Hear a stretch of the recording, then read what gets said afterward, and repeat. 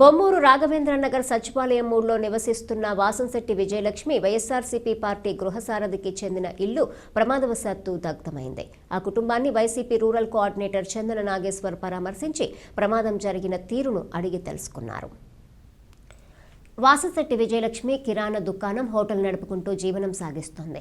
ఇంట్లో సుమారు 5 లక్షల నగదు, కిరాణా సామాగ్రి, హోటల్ సామాగ్రి, ఇంటి వస్తువులు పూర్తిగా కాలిపోయినట్లు బాధితురాలు తెలిపింది. స్థానిక యువకులు మంటలను ఆర్పేందుకు ప్రయత్నించినప్పటికీ ఫలితం లేకుండా పోయింది. విషయం తెలుసుకున్న వెంటనే రాష్ట్ర పచ్చదనం సుందరీకరణ కార్పొరేషన్ చైర్మన్ చందన నాగేశ్వర్ ఆ కుటుంబాన్ని పరామర్శించి వారికి 10,000 రూపాయలు ఆర్థిక సాయం, 25 కేజీల బియ్యం, కందిపప్పు, పంచదార ఇచ్చారు.